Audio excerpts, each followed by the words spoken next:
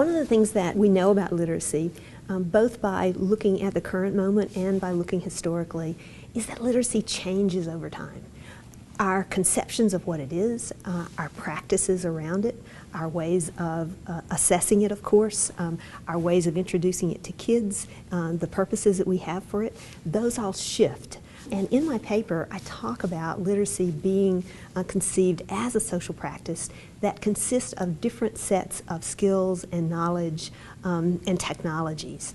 So at the beginning of the last century, for example, a person could be considered literate if they could just sign their names. And the technology of the moment was a pencil or a pen. Later on it became a typewriter. And of course now we have the computer and multiple modes associated with the computer for meaning making. So in this day and age, what counts as literacy has suddenly become broadened.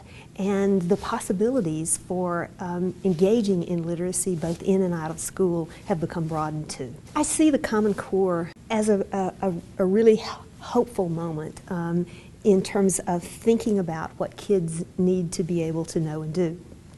What I'd like my paper to contribute to in terms of the Common Core is in this definition of literacy. So instantiated in the Common Core is a particular focus on certain aspects of literacy. Some of those have to do, for example, with reading extended text and creating those extended texts, creating arguments of particular types. Well, that is one definition of literacy. And accompanying that definition of literacy and the practices associated with it are many more.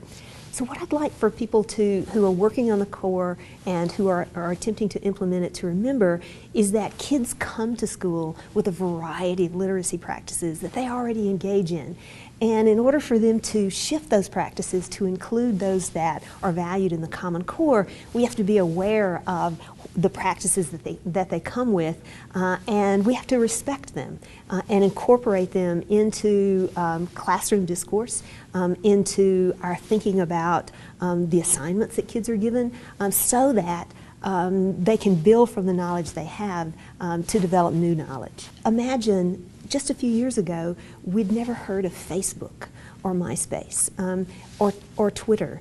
Imagine the literacy practices that we associate with devices like cell phones now and the range of functions that those have.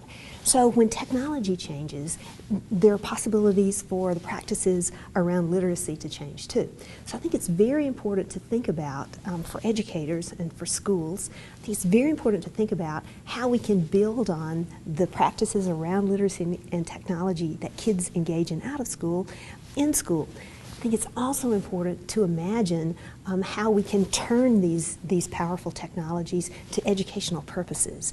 So how might we be able to use social networks, for example, to provide spaces for language learning to occur? There are many, many opportunities that already exist on the web for kids to engage in genuine conversation and complicated discourse, actually with peers in other countries, for example.